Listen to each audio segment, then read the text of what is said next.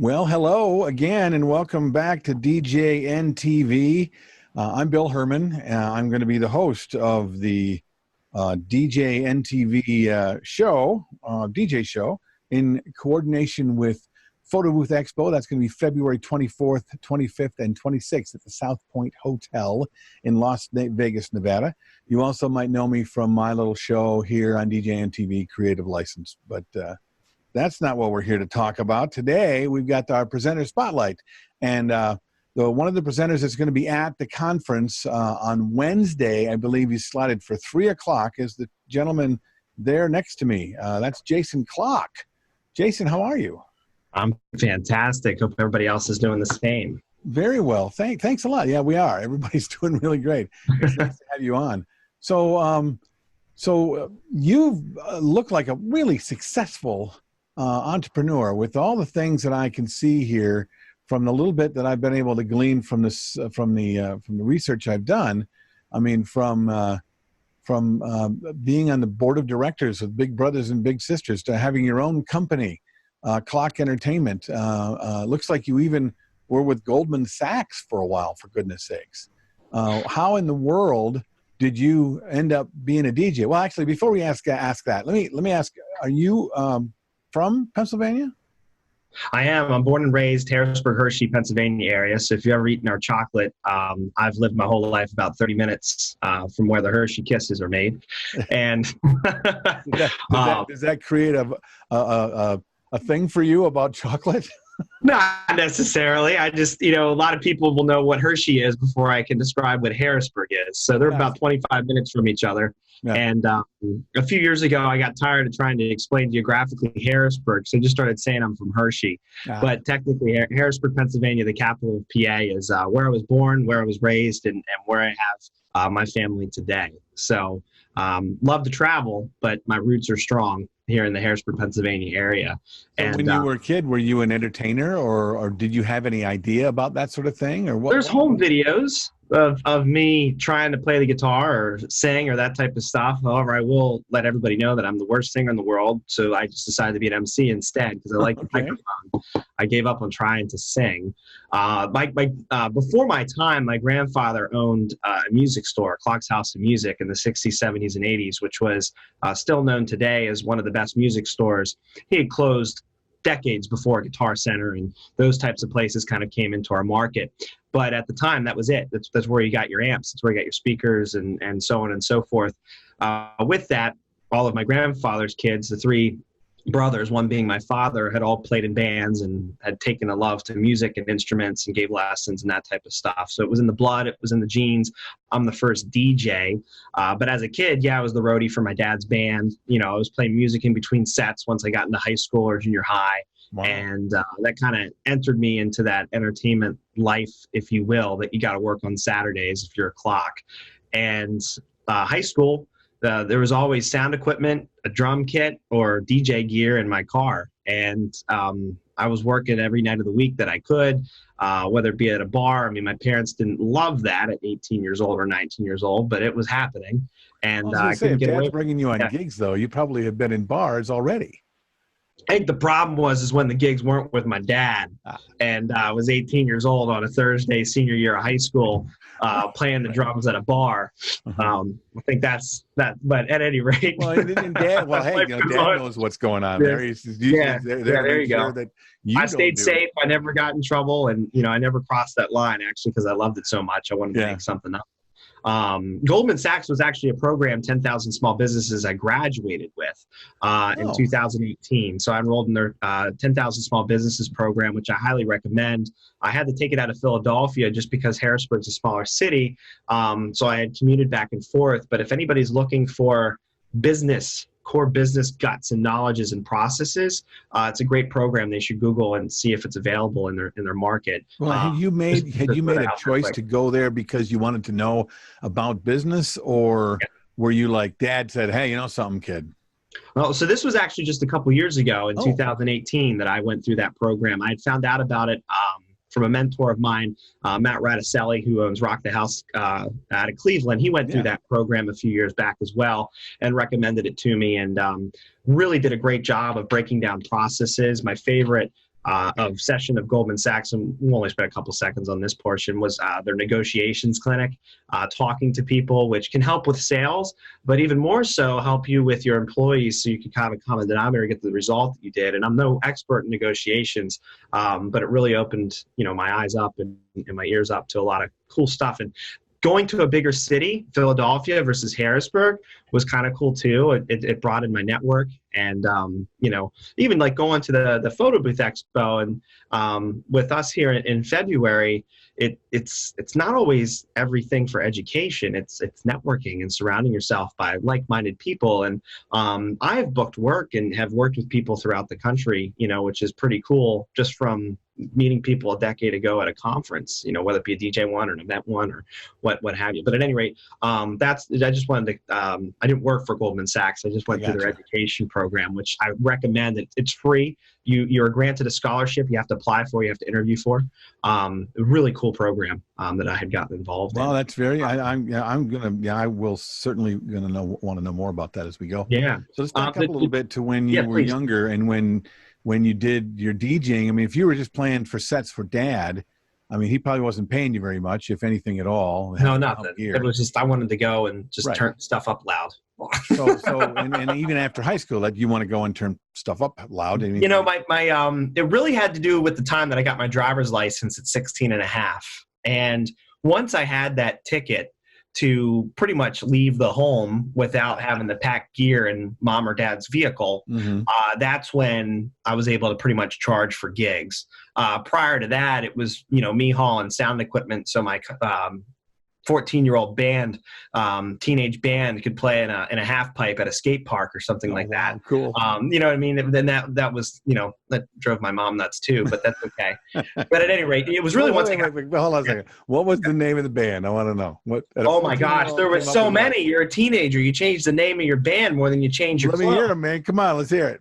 The first one, I think we called ourselves Versus Vader, which I don't even know what the name was. It had to do with being the Star Wars fan. Yeah, you think? One was called 16 Minutes, because we everybody deserves 15 minutes of fame, but we wanted one more minute than everybody else. That's pretty good. The other one was the name of a guitarist's neighborhood called Chartwood. He lived in Chartwood Homes, so we were real original with that one.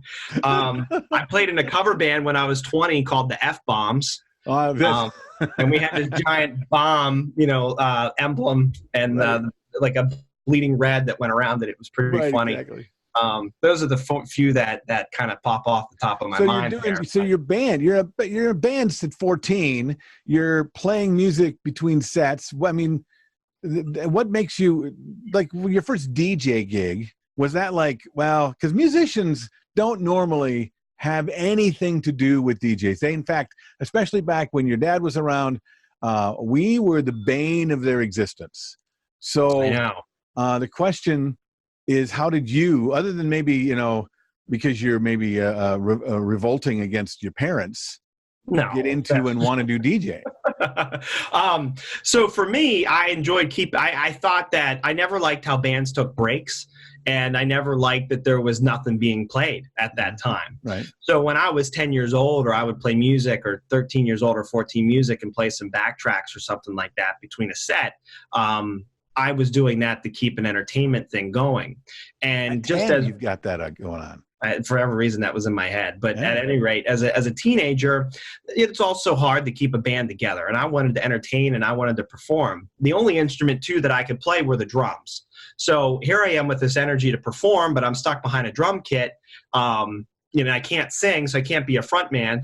The only common denominator at that point was to be a DJ, because I'd have the energy to kind of entertain a little bit or orchestrate the crowd. Right. And from that standpoint, keep time. Yeah, my first DJ job, technically, I think I combined a couple of home stereo systems together in 4th grade for a birthday party. Oh, my. Then 8th grade, I did like a graduation something. And then prior to that, in between, I actually had DJ'd for my junior high. I borrowed all the band's equipment and stacked it up in a gym because the DJ had backed out in 8th grade, I believe that was.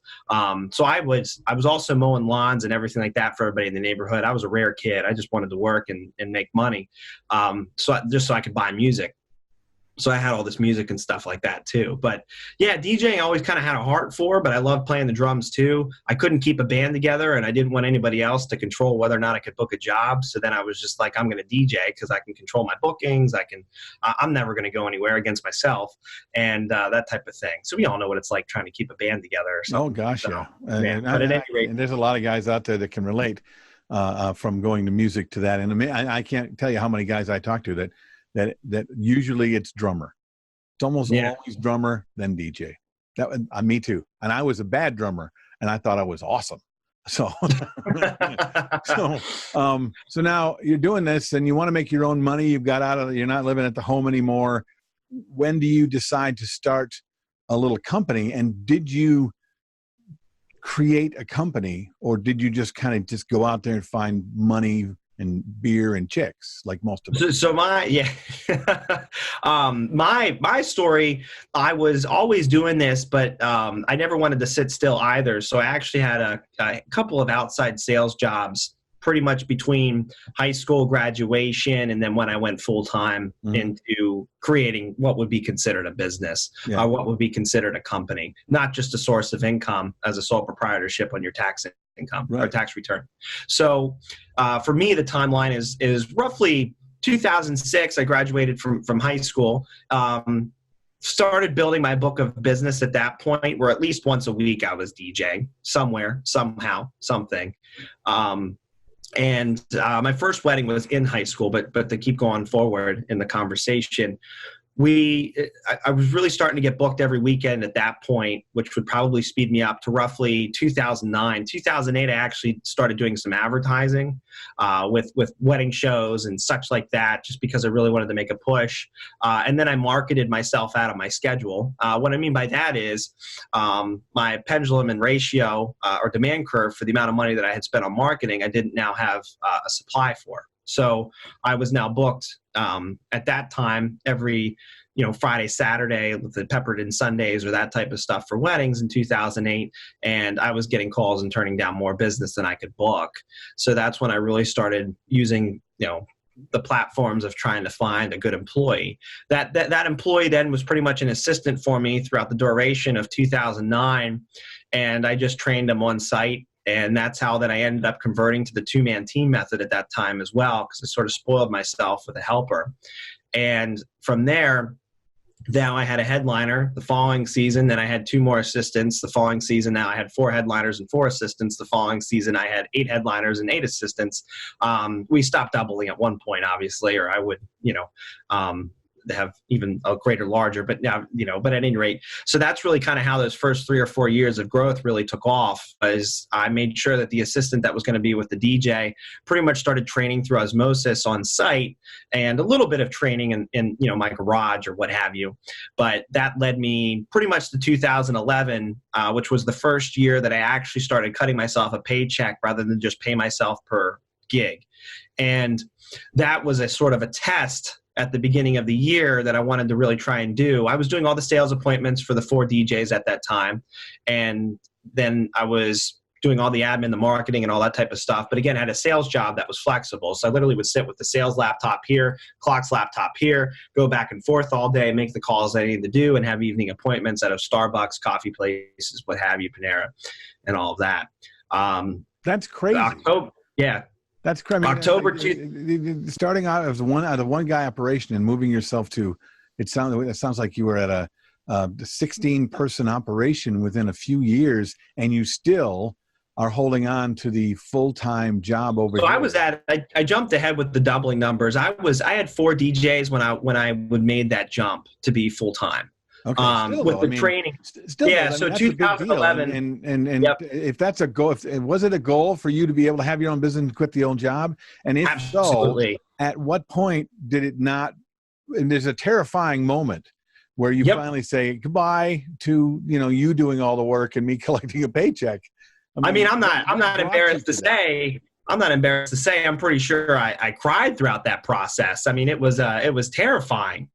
I pretty much that entire year was really having conversations with people close in my life, such as my fathers, such as my wife, and was going through all of this type of stuff that I was just like, I just need to quit. I need to quit. And, I started resenting my full-time job because it allowed me to, it was preventing me from calling someone back in 3 minutes, and it was turning into 45 minutes because I was in an appointment for something I couldn't care less about.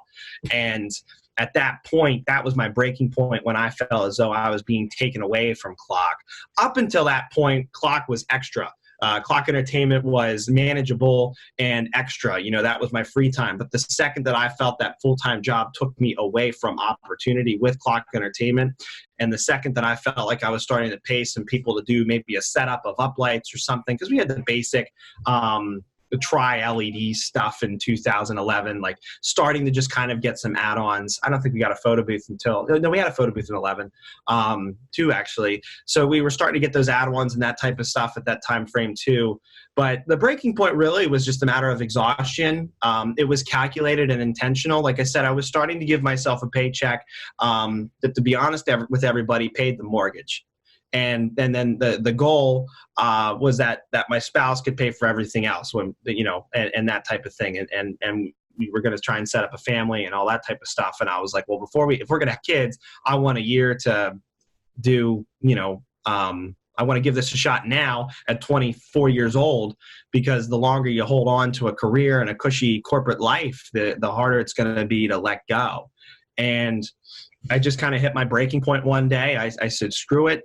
I was confiding in a lot of people, close to me, such as my grandfather who owned that music store, who had quit selling life insurance at one point in his life to open up the shop. And I just quit. And it was, I remember walking in to send my resignation and met with my manager, and they laughed at me and were like, DJ company? What the hell is that?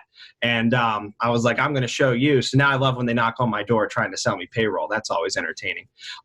So at any rate, not to be spiteful. No, that's the juice, baby. Come on. So I was in outside sales, and you're pushing, whatever the product was that I was selling. I sold 3 separate products, and I love nothing more than the satisfaction of a place that I had once cold called, or a place that had once treated you like crap because you were a salesperson, and then they knock on my door now for the business. Oh, I love those conversations more than anything.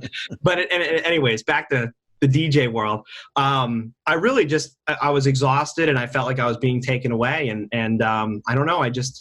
When you know, you know. Absolutely. When you know, you know. I followed my guide.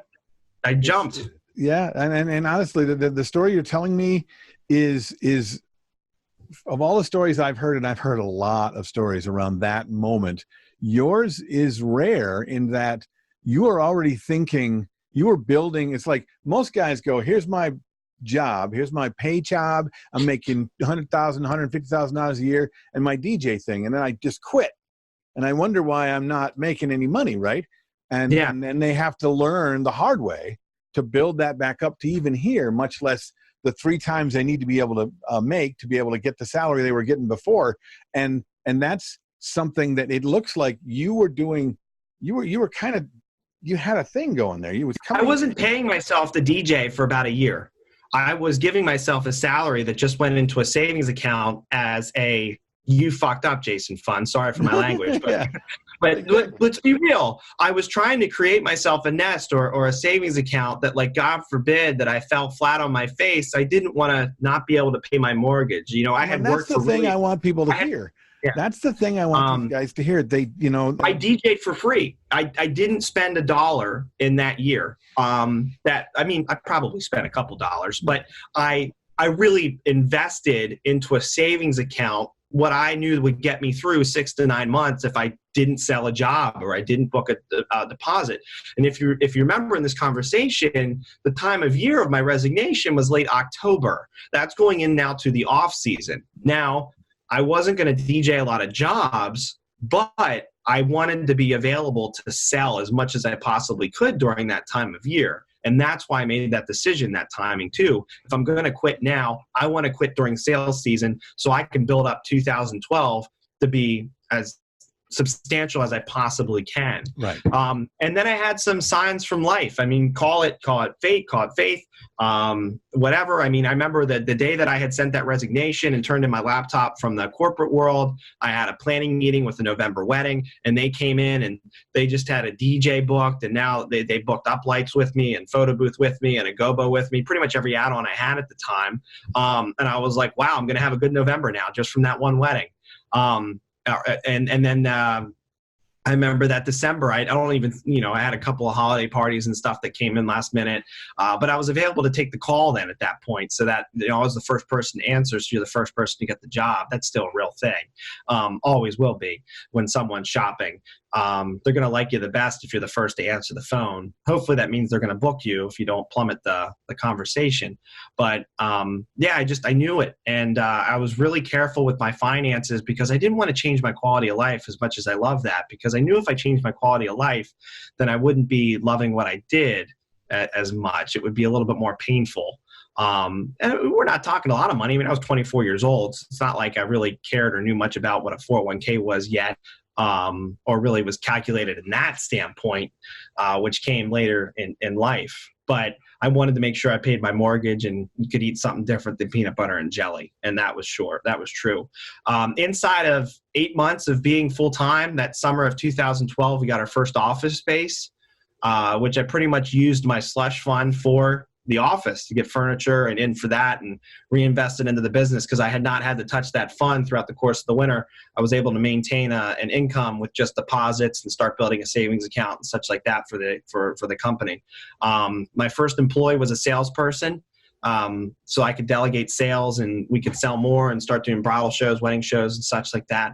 And the second person I hired was someone that kind of helped me with operations, which at that scale, I would say 2013, 2012, we were probably, 2012, we did around $300,000 in revenue, which I had doubled from the year before of about $150,000 in revenue. And then the following year, we were $500,000, or something like that, maybe 500, 600 or something. And then we stuck at those numbers for a handful of years, got a new office space, kind of grew from there. And now today, to fast forward, we have 6 full-time employees, 401k, 4% match, health insurance offered to the full-timers. We flirt around 12 to 15 DJs a year. Our average shelf life is 4 to 5 years for a headliner right now. Although we're still such a new company that's growing, because I have a couple of guys that have been with me, of course, since pretty much day one at that point. And we are averaging between 300. Some years we're right around 300 weddings, and other years we can get up to about 350 weddings. Our market isn't the largest market in the world. I mean, we're in Harrisburg, Pennsylvania. We're not in Philadelphia. We're not in New York. We're not in Miami, Florida, or San Diego and stuff like that. So we don't have millions of population. We have become a destination spot, though, which has really grown our business. That's one thing I want to actually touch on. There's some timing I couldn't control. In 2011, when I went full time, we had roughly 60 wedding venues in a 2-hour radius of Harrisburg, Pennsylvania. Today, in 2020, we have 270. Wow. My market really grew, and I had a gut feeling, not being able to project that, but you have places like Lancaster County that now has probably 70 barn wedding venues that you can choose from. And we're pulling people in from New York, New Jersey, Delaware. We're a destination for people who might have grown up around here or, now live down in Florida and, grew up in Connecticut and want a mutual place for families to come together and such.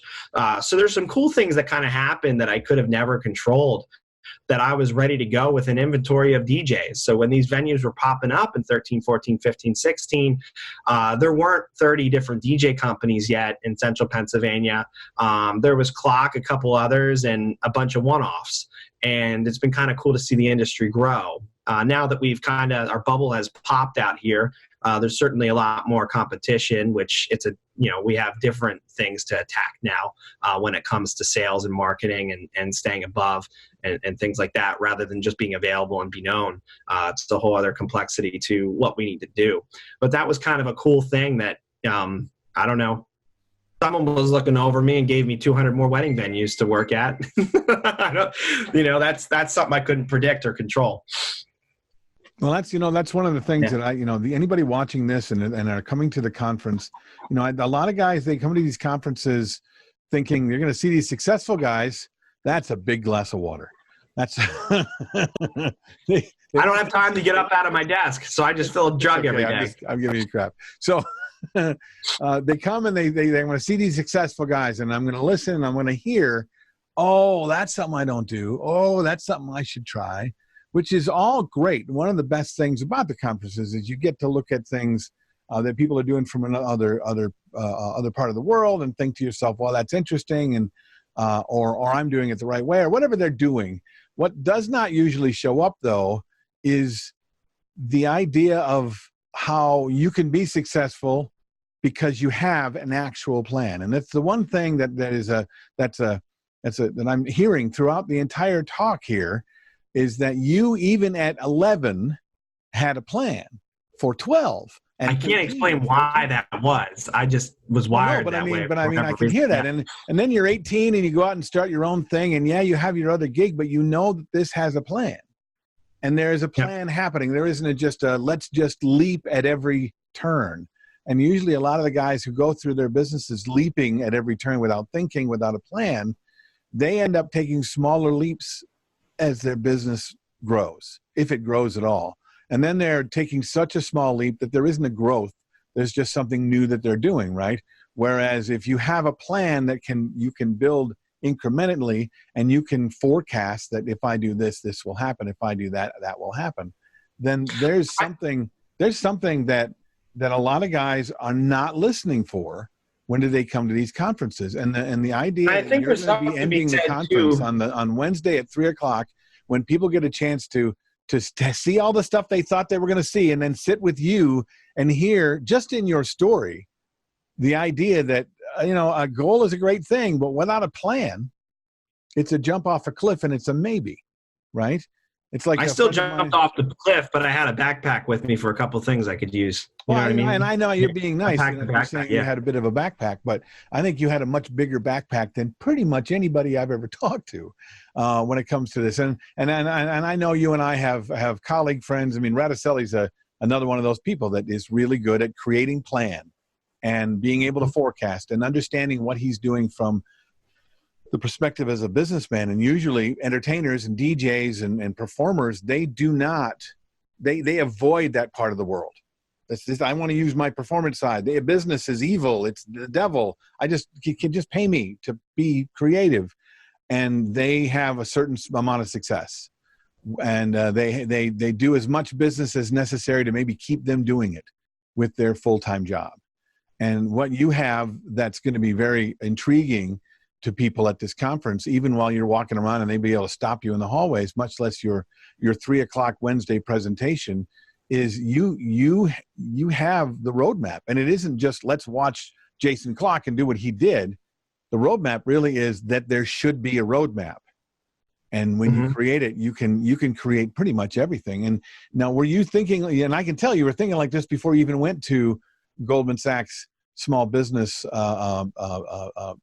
program, but then that must have just exploded for you after you went there. It definitely really helped. One thing I want to bring into perspective is I think everyone needs to be comfortable with what success means to them. Oh, I can. Absolutely. I mentioned it once in this conversation, and I get wrapped up in it, is I can never forget what my market size is, and I cannot control my population.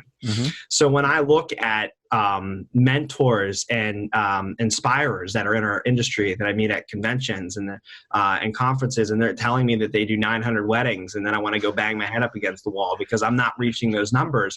And, it's not because I suck. It's just there's only so much you can do in a certain market or that type of stuff. And of course, there's other avenues. You don't have to limit yourself. You can be a Joe Biden and open up 89 locations throughout America, but you want time in your life, don't you?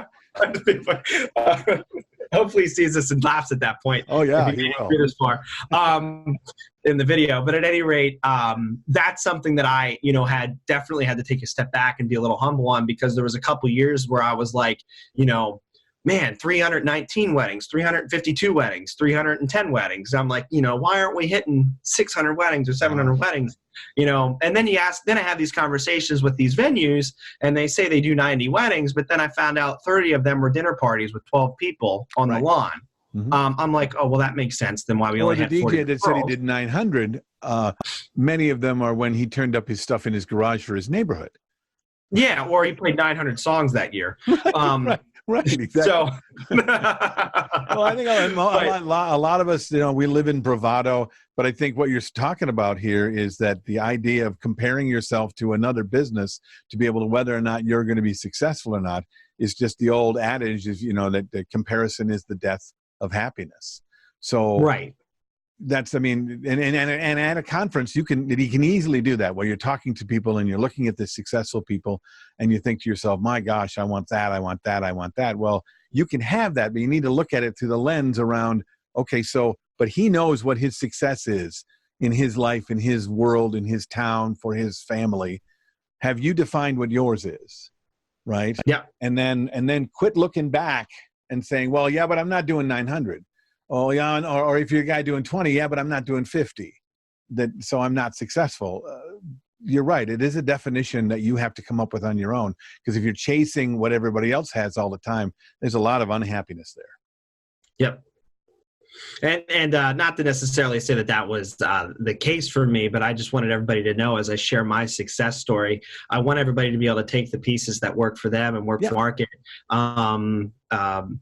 Be contagious off of my energy and my plan and the way that I had done things. But as I had mentioned, numbers of employees or numbers of events, I don't want people to get caught up there because you could do 150 weddings in a market where that's just all that supports and still have an amazing life, amazing income, an amazing quality of living and be, you know, just as successful as I am when it comes being able to pay your bills, have a savings account for your children's college and, you know, see them for some sporting events and stuff like that. And I guess that's where I just kind of wanted to kind of throw that in is that as I've had a lot of conversations, I've talked to a lot of people where, you know, I'm around the 300 to 400 mark in weddings. I know people who are 800 to 1,000. I know people who are doing a couple thousand weddings a year.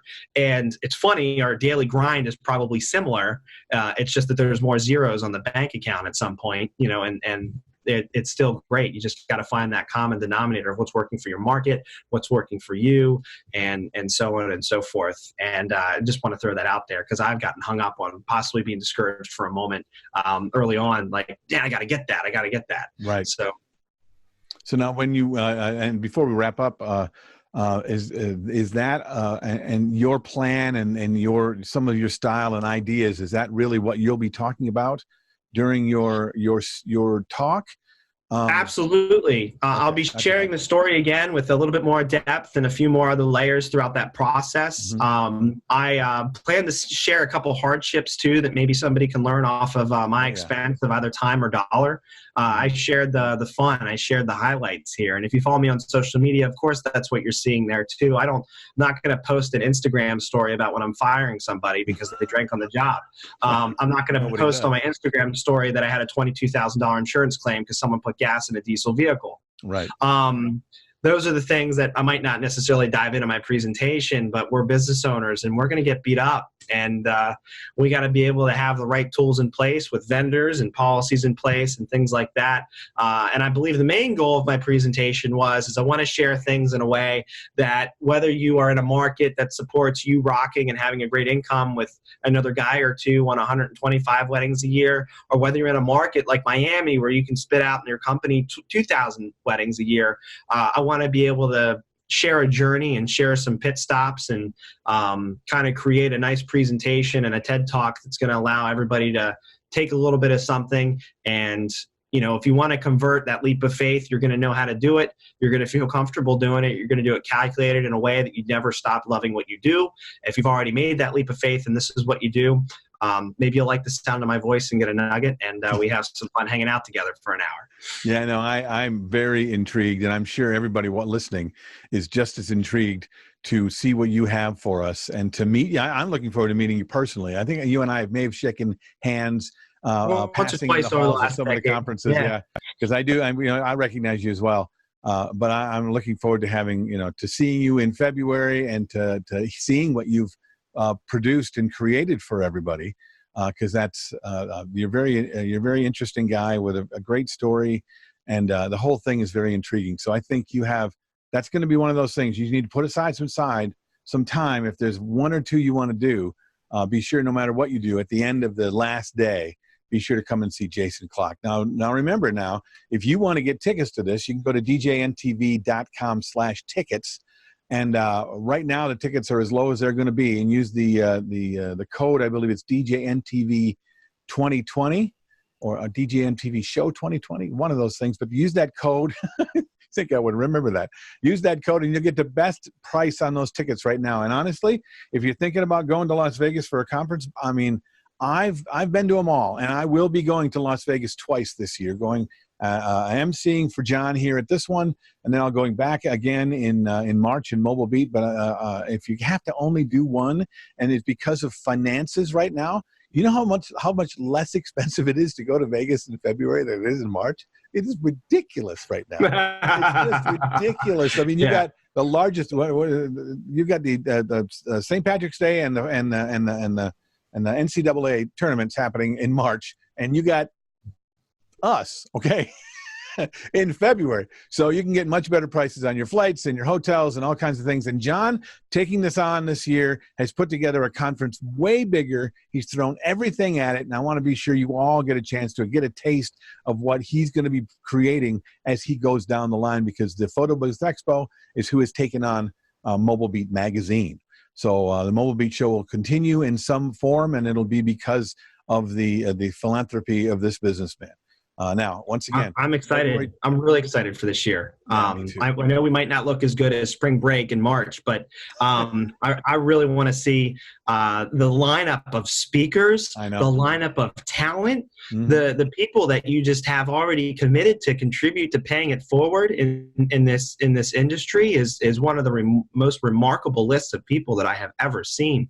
Talk about the heart and the knowledge of all these humans that have created immaculate businesses, reputations, and relationships in the industry with peers and employees and talent. It's going to be something special.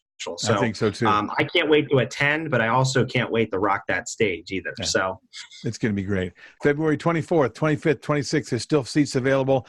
Be sure to reach out, djntv.com/tickets, and go to djntv.com, and you can look at all the presenters. You can look at the schedule. They've even got some great masterminds for only $100 a piece for 3 hours of mastermind work with some of these amazing people. So look into that as well. This is Presenter Spotlight. Thanks for checking in, and thanks for being a part of DJNTV. And we'll see you next time with our next presenter. And of course, we'll see all of you in February at the DJNTV show.